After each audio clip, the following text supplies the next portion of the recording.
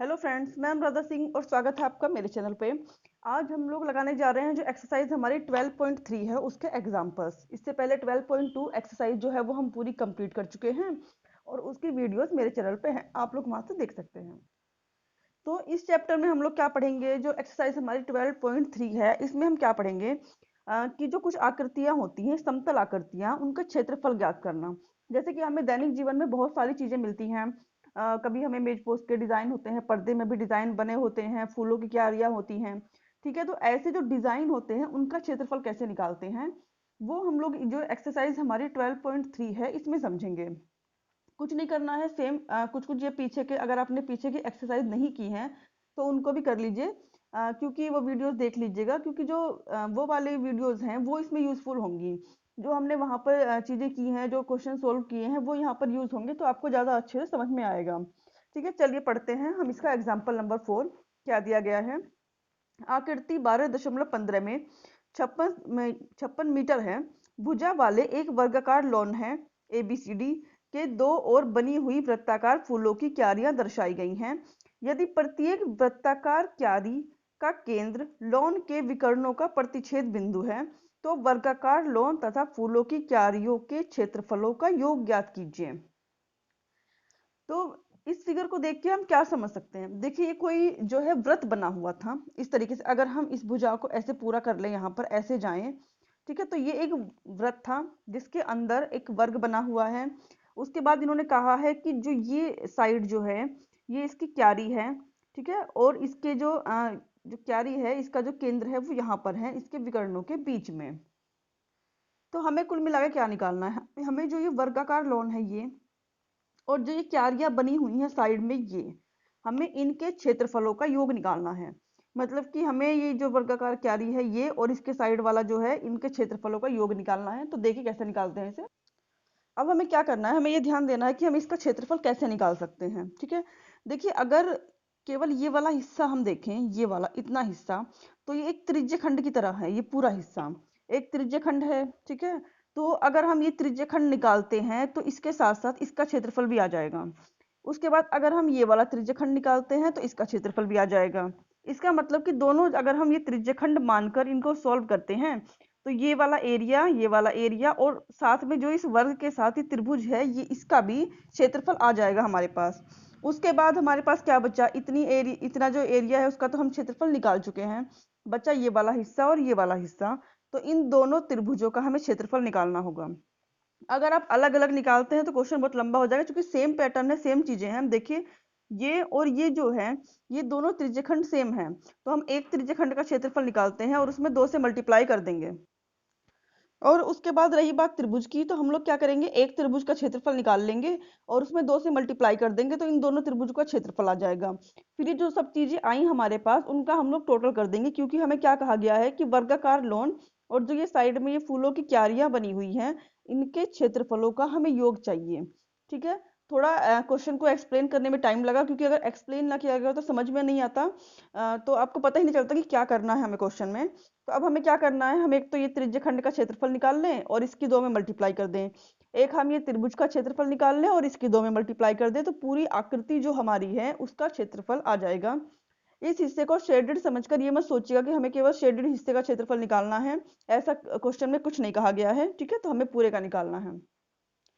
तो ये मैंने इसका एक छोटा सा डायग्राम बना लिया है। एग्जाम्पल नंबर हमारा ये 4 है। ठीक है, सबसे पहले हम क्या करेंगे, इसकी हमें ये वाली भुजा एक पता है, और वर्ग की ये वाली भुजा हमें बुक में ही दी गई है कि 56 मीटर है। उसके बाद हम लोग क्या करेंगे, अगर हमें त्रिभुज का क्षेत्रफल निकालना है या फिर त्रिज्यखंड का क्षेत्रफल निकालना है तो त्रिज्यखंड के लिए तो हमें त्रिज्या चाहिए होती है R। और अगर त्रिभुज का क्षेत्रफल निकालना है तो ये वाली भुजाएं तो चाहिए होंगी। ठीक है, तो सबसे पहले हम लोग क्या करते हैं, लिख लेते हैं कि हमें क्या दिया है क्वेश्चन में। हमें दिया है क्वेश्चन में कि थीटा बराबर तो हमारा 90 डिग्री है। ये हमें कैसे पता चला? क्योंकि जो यहाँ पे लंब पड़ रहा है इससे क्या होगा, ये वाला एंगल हमारा 90 डिग्री हो जाएगा। ठीक है, उसके बाद आर बराबर हमें नहीं पता है, आर हमें निकालना है। और बी सी, मैं यहाँ पे लिख दे रही हूँ, B C equal to 56 metre. ये इतनी चीजें हमें दी हुई हैं। अब हम क्या करेंगे कि जो ये वाली भुजा है इसका क्षेत्रफल, सॉरी, इसकी लंबाई निकाल लेंगे कितनी है। मान लिया हमने कि इस वाली की लंबाई जो है R है, और इस वाली की लंबाई भी r है, क्योंकि दोनों सेम है। समबाहु त्रिभुज बनेगा यहाँ पर, दोनों सेम है, सॉरी समबाहु नहीं समद्विबाहु, इसकी दोनों भुजाएं, इसकी जो है ये दोनों भुजाएं क्या रहेंगी, सेम रहेंगी। अब हम लोग क्या करेंगे कि यहाँ पर 90 डिग्री का एंगल बन रहा है, तो हम पाइथागोरस प्रमेय का यूज कर सकते हैं यहाँ पर। तो लिख देते हैं कि पाइथागोरस प्रमेय से, पाइथागोरस प्रमेय से किसमें, हम त्रिभुज ले रहे हैं ओ बी सी, जो हमारा त्रिभुज है ओ बी सी, उसमें ओ बी सी ये वाला, ठीक है। एक भुजा हमें यहाँ दी है, 90 डिग्री के सामने का दिया है, मतलब कि हमें कर्ण दिया है, और लंब और आधार हमें दोनों ही नहीं पता। हमें लंब आधार से नहीं मतलब है, हमें सिर्फ आर की वैल्यू मिल जाए, ठीक है। तो हम लोग क्या करेंगे यहाँ पर कि कर्ण की घात 2, मतलब कि बी सी का स्क्वायर बराबर लंब या आधार में से आप किसी को कुछ भी मान सकते हैं, तो ये हो गया ओ बी का स्क्वायर और प्लस ओ सी का स्क्वायर, ठीक है। बी सी की वैल्यू हमें पता है, तो हम लोग यहाँ पर बी सी की अपनी वैल्यू रख लेंगे 56 का स्क्वायर। ओ बी का हमने ये वाली जो वैल्यू है हमने आर मानी है, तो इसको हम आर स्क्वायर लिखेंगे। ओ सी भी हमने आर माना है, तो इसको आर स्क्वायर लिखेंगे। इस पूरे को मैं उठा के इधर कर ले रही हूँ और इसे इधर लिख ले रही हूँ। आर और आर को जोड़ेंगे तो ये हमारा हो गया 2r स्क्वायर, और ये हो जाएगा 56 का होल स्क्वायर। उसके बाद हमें केवल r की वैल्यू चाहिए, तो r स्क्वायर हो गया 56 का होल स्क्वायर अपॉन 2। अब अगर हम चाहें तो इसको थोड़ा सॉल्व कर सकते हैं, पर सॉल्व नहीं करेंगे, क्योंकि जब हम त्रिज्य खंड का क्षेत्रफल निकालते हैं तो उसमें हमें r स्क्वायर की वैल्यू चाहिए होती है, क्योंकि याद है फॉर्मूला ना, थीटा अपॉन 360 मल्टीप्लाई पाई r स्क्वायर ये होता है। तो हम क्या करने के लिए इस r को यहाँ सॉल्व करें बिना बात में, हमें फिर वहां पे वही सेम वैल्यू रखनी है। तो अब मैं लिख रही हूँ यहाँ पर कि एक त्रिज्य खंड का क्षेत्रफल, या फिर आप ये भी लिख सकते हैं कि दोनों त्रिज्य खंडों का क्षेत्रफल, चाहे जैसे आपका मन करे। एक त्रिज्य खंड का क्षेत्रफल, तो त्रिज्य खंड के क्षेत्रफल का जो फॉर्मूला है वो हमारा क्या है, तो फॉर्मूला हमारा है theta upon 360 multiply pi r square, ये हमारा फॉर्मूला है। थीटा हम पहले से ही जान गए थे कि थीटा बराबर हमारा 90 डिग्री है, 360 है ही, पाई का मान हम लोग रख लेंगे 22/7, क्वेश्चन में भी दिया गया है कि पाई बराबर 22/7 रखना है, और आर स्क्वायर की वैल्यू भी हमने निकाल ली है। तो यहाँ पे रखते हैं, थीटा की वैल्यू हमारी है 90 अपॉन 360 मल्टीप्लाई पाई की वैल्यू 22/7 रखनी है, क्वेश्चन में दी गई है, और आर स्क्वायर 56 का स्क्वायर अपॉन 2। देखिए यहाँ पे स्क्वायर मत कर दीजिएगा फिर से, क्योंकि ये पहले से ही आर स्क्वायर की ही वैल्यू है। उसके बाद हम लोग क्या करेंगे, थोड़ा सा अगर ये सॉल्व होता हो, 9 चौके 36 इतना हो गया, और यहाँ पे और ज़्यादा सॉल्व नहीं करेंगे, 1/4 मल्टीप्लाई 22/7 और 56/2 का स्क्वायर, ठीक है। इतना आ गया हमारा एक त्रिज्य खंड का क्षेत्रफल। तो यहाँ तक तो हमने सॉल्व कर लिया। अब हमें क्या चाहिए इसके बाद, वो जो दोनों त्रिभुज थे हमारे, ये इनका क्षेत्रफल हमें अब निकालना है, ठीक है। उसके लिए हम क्या करेंगे कि वर्ग का जो क्षेत्रफल है उसका अगर हम 1/4 कर दे तो एक त्रिभुज का क्षेत्रफल हमारे आ जाएगा। तो मैं यहाँ पर सबसे पहले लिख रही हूँ कि वर्ग का क्षेत्रफल क्या होता है, वर्ग का क्षेत्रफल भुजा का स्क्वायर होता है, और भुजा हमारी कितनी है 56 का हम स्क्वायर कर देंगे मीटर स्क्वायर, ठीक है। ये हमारा क्या हो गया, वर्ग का क्षेत्रफल।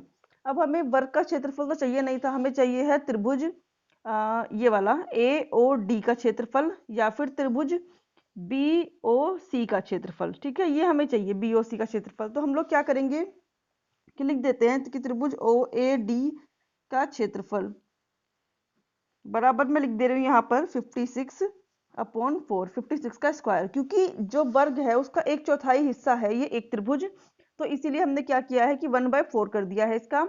अब एक त्रिभुज का आया है तो उसमें 2 से मल्टीप्लाई कर देंगे, दूसरे त्रिभुज का भी आ जाएगा। तो अब लिख लेते हैं कुल क्षेत्रफल पहले, फिर उसके बाद 2 1 की बात करेंगे।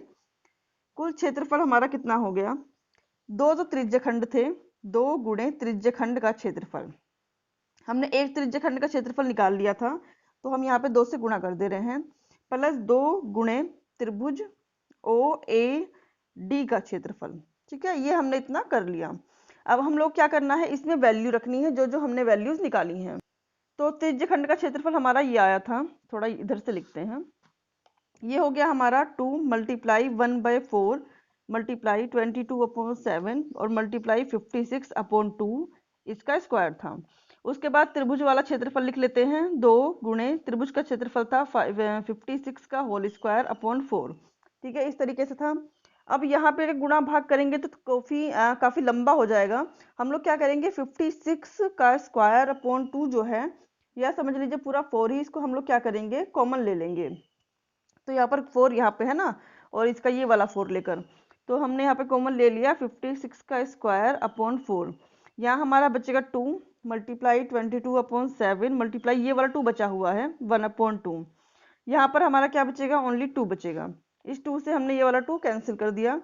अब हमारा क्या बचेगा, 56 का स्क्वायर अपॉन 4, और यहाँ पर हमारा बच जाएगा उसके बाद 22/7 और प्लस के 2, इतना हमारा बचा हुआ है। नेक्स्ट पेज पे लगाते हैं इसे।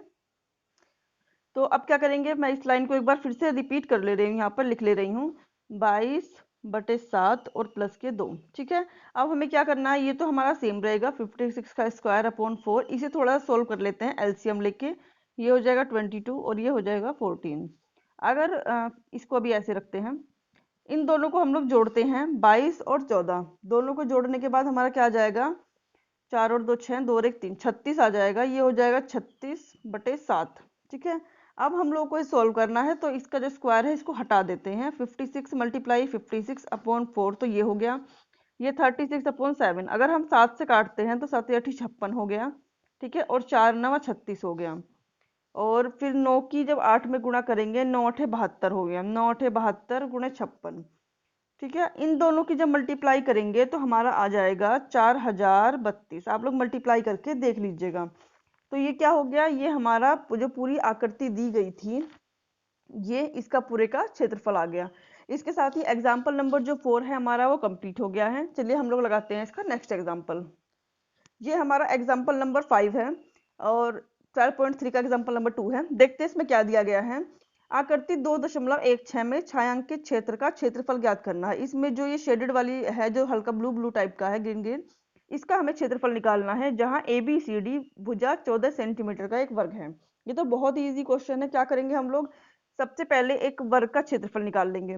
ठीक है, उसके बाद जो 4 गोले गोले बने हुए हैं, ठीक है, इनमें से किसी एक का क्षेत्रफल निकाल लेंगे और उसकी 4 से मल्टीप्लाई कर देंगे। जब चारों का क्षेत्रफल आ जाएगा तो वर्ग के क्षेत्रफल में से इन चारों का क्षेत्रफल जब घटाएंगे तो ये बची हुई जो साइड में बची हुई जगह है, इसका क्षेत्रफल आ जाएगा। चलिए लगाते हैं इसको। इसका भी मैंने एक डायग्राम बना लिया है। ठीक है, तो हम लोग लगाते हैं। एग्जाम्पल नंबर है ये हमारा 5। सबसे पहले हमें वर्ग की भुजा दी हुई है, तो हम जल्दी से पहले वर्ग का क्षेत्रफल निकाल लेते हैं। लिख लेते हैं, वर्ग की भुजा बराबर कितनी है, 14 सेंटीमीटर। उसके बाद वर्ग का क्षेत्रफल बराबर वर्ग के क्षेत्रफल का सूत्र क्या होता है हमारा, भुजा का स्क्वायर होता है। भुजा का स्क्वायर हमने कर लिया, भुजा है हमारी 14, इसका स्क्वायर कर लिया, और 14 का स्क्वायर हमारा कितना होता है, 196। तो ये हमारा हो गया वर्ग का क्षेत्रफल। ठीक है, जो ये हमारा बड़ी वाली आकृति है वर्ग है, इसका क्षेत्रफल हमने निकाल लिया। अब हमें क्या करना है, देखिए एक दिमाग लगाने वाली बात है इसमें। ये पूरा का पूरा कितना है हमारा, 14 सेंटीमीटर है। तो इसका आधा कितना हो जाएगा, ये वाला इतना हिस्सा, ये हो जाएगा हमारा 7 सेंटीमीटर।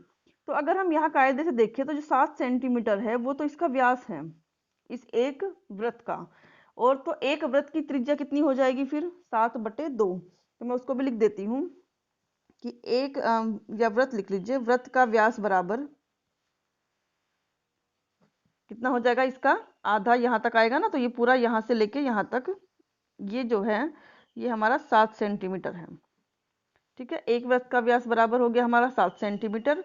तो फिर त्रिज्या हमारी कितनी हो गई, त्रिज्या हमारी हो गई है 7/2 सेंटीमीटर। ठीक है, अब अगर हमें त्रिज्या भी मिल गई है तो हम वृत्त का क्षेत्रफल आसानी से निकाल सकते हैं। वृत्त का क्षेत्रफल हमारा क्या हो जाएगा, वृत्त का क्षेत्रफल होता है हमारा πr²। ठीक है, पाई की वैल्यू हमारी 22/7 है, और r हमारा 7/2 मल्टीप्लाई 7/2 है। 7 से हमारा 7 कट गया, इससे कटा 11 बार, तो ये हो गया, हाँ इससे 2 से 22 कट गया हमारा 11 बार, तो ये हो गया 11 गुणे 7/2। यहाँ पे हमारे कुल मिलाकर कितने वृत्त दिए गए हैं, 4।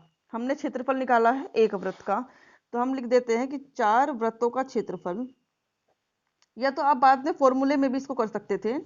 तो ये कर दिया 4 से गुणा, 11 गुणे 7 बटे 2, 2 दूनी कितना हो गया 4, ठीक है। और 11 दूनी हो गए 22 गुणे 7, 22 सत्ते हो गया हमारा 154। तो 4 वृत्तों का क्षेत्रफल हमारा 154 आ गया है। उसके बाद अब हमें क्या करना है, बस सीधा हमें जो छायांकित भाग है, छायांकित ये वाली सारी जगह है, इसका हमें क्षेत्रफल निकालना है। तो उसके लिए हम लोग क्या करेंगे, लिखेंगे छायांकित भाग का क्षेत्रफल, छायांकित भाग का क्षेत्रफल। क्या बताया था मैंने कि जो वर्ग का क्षेत्रफल है, ये पूरा जो वर्ग है, इसमें से इन 4 वृत्तों का क्षेत्रफल घटा देंगे। तो लिखते हैं यहाँ पर कि वर्ग का क्षेत्रफल माइनस 4 वृत्तों का क्षेत्रफल, ठीक है। और 4 वृत्तों का हम पहले से ही निकाल चुके हैं। वर्ग का क्षेत्रफल हमारा 196 आया था और 4 वृत्तों का क्षेत्रफल हमारा 154 आया था। ये हमने दोनों को लिख दिया है। घटा देंगे, 6 में से 4 गया, कितना बचेगा हमारा यहाँ पर 2, और 9 में से 5 गया, बचेगा 4, ठीक है। तो ये आ गया हमारा 42 सेंटीमीटर स्क्वायर। तो ये वाला जो एग्जाम्पल नंबर 5 था, ये भी हमारा क्या हो गया, सॉल्व हो गया। अब हम लोग लगाते हैं इसका नेक्स्ट एग्जाम्पल, पढ़ते हैं, देखिए उसमें क्या दिया गया है। नेक्स्ट एग्जाम्पल है हमारा एग्जाम्पल नंबर 6। दिया गया है कि आकृति 12.17 में छायांकित डिजाइन का क्षेत्रफल ज्ञात कीजिए, जहां ABCD भुजा 10 सेंटीमीटर का एक वर्ग है तथा इस वर्ग की प्रत्येक भुजा को व्यास मानकर अर्धवृत्त खींचे गए हैं, ठीक है। इस वर्ग की प्रत्येक भुजा को व्यास मानकर अर्धवृत्त खींचे गए हैं, इसका मतलब क्या है, अगर ये व्यास है तो यहाँ पर इसका कहीं केंद्र है, ठीक है, यहाँ पे रख के ऐसे प्रकार की सहायता से ऐसे बना के अर्धवृत्त है, ये व्रत ऐसे पूरा होगा बाद में, ठीक है। इधर से ऐसे पूरा होगा ये व्रत, इधर से अगर देखते हैं तो ऐसे करके ऐसे पूरा होगा ये व्रत। पर जो इधर बाहर वाले हिस्से थे उनको नहीं दिखाया गया है, केवल आधे वाले हिस्से जो अर्धवृत्त हैं उनको ही दिखाया गया है इस डायग्राम में। तो देखिए यहाँ पे हम लोग इसे कैसे सॉल्व कर सकते हैं। पूरा वर्ग है, ठीक है ना।